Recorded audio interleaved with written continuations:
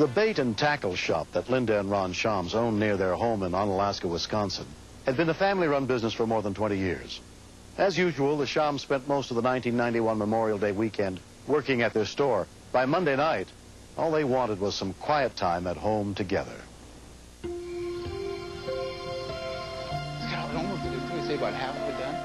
They had been experiencing a series of robberies at the shop, which was located just across the tracks from their house. Since they had installed an alarm system a few weeks earlier, there had only been one attempt. We felt violated with the break-ins. We'd worked so hard, had been here for so many years, and had never experienced this kind of attack, I guess you'd call it, personally, on the business. The medical center will now have to look for different jobs, even though the number of patients is staying the same. The alarm woke us both up, probably 12:15. Of course, Ron was up and going the minute the alarm was off. I said, Ron, wait, let's call the police. He goes, I'm going to go down there. You don't have a gun or anything? And maybe I can catch the guy.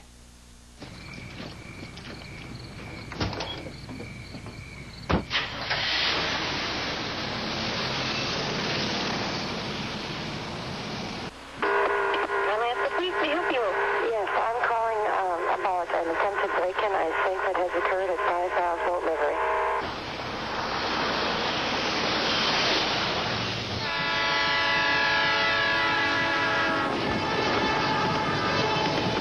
Okay, so you don't know if there's anyone there right now? So that, well, the alarm's gone off, but they'll never catch the guy. You know, that was my feeling. Okay, what was your name? I also did hear the sound of a train, and I did hear him blow his whistle as I was talking on the telephone to the police.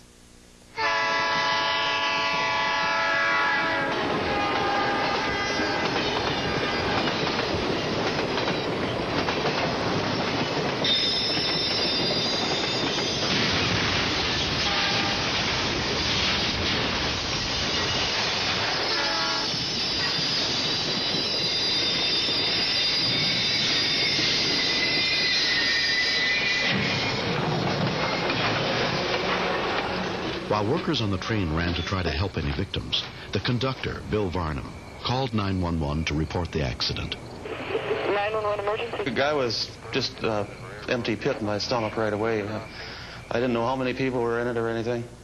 I figured right away we were going to have dead people. I went out on the deck to see why hasn't the alarm stopped. I thought for sure Ron would have gotten down there and turned off the noise.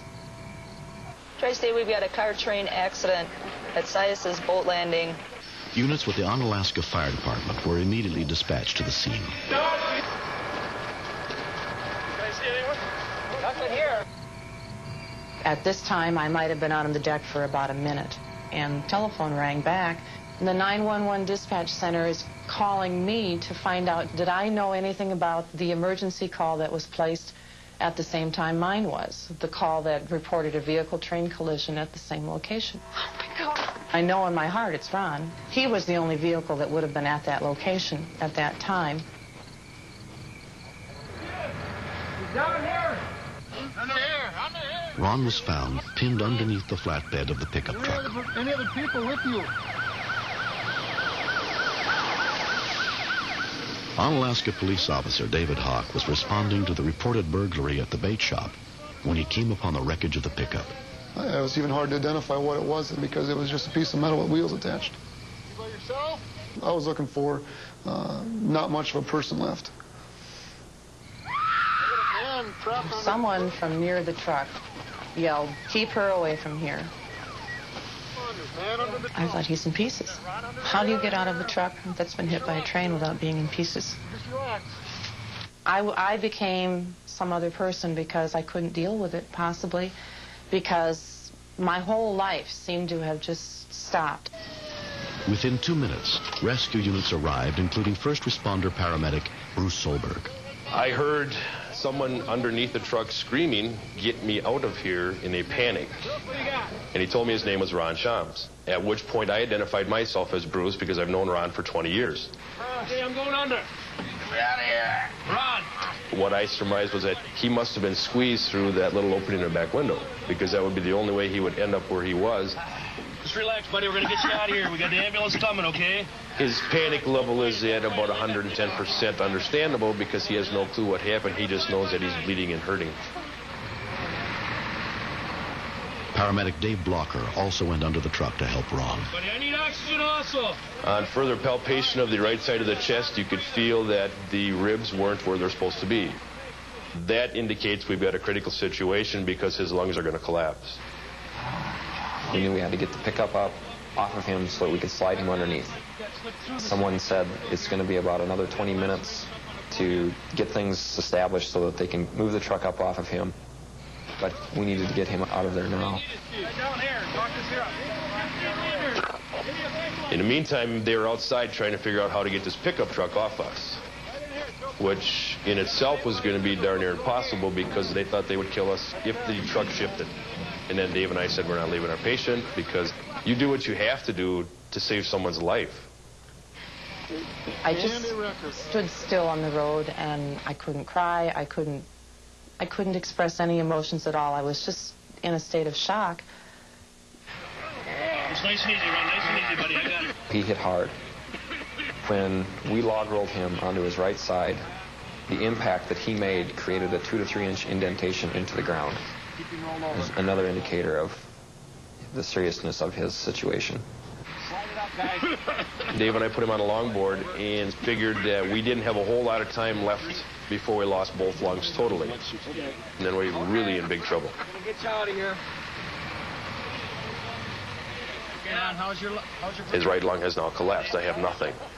At that point, I turned to Dave Blocker and said, we've got to go now.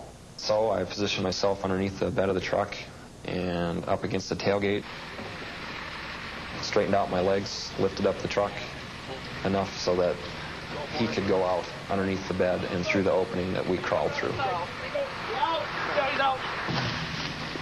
We gave Ron about a 5% chance of survival due to the fact that both his lungs had collapsed and that he had gone through the trauma he had gone through.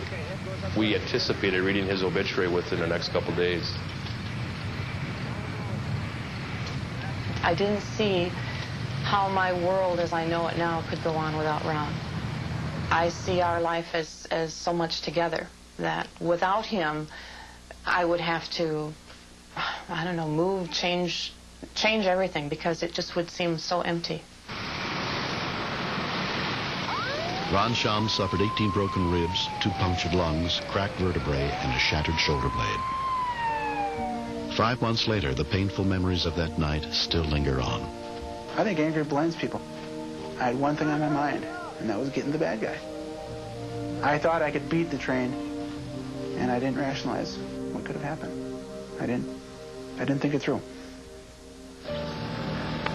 Ron certainly has paid for his attempt against that train. He's got a shoulder that will forever be stiff. I don't know to this day how Ron was able to survive the train accident. There must have been an angel or a guardian looking out for him somewhere because you don't normally tackle a train and come out on the winning side. I was grateful to everybody involved. And I told my wife, when I come out of this, we're going to have a party. And we did. With the damage to his vehicle, the injuries he incurred, we should have been going to his funeral instead of him throwing a thank you party. I think to a certain extent I look at everything with different eyes. You know, it could have been over so quick. And I've been given a second chance, as it were, to take a second look at yourself, take a second look at everything around you. Yeah. Oh, let's go get warmed up.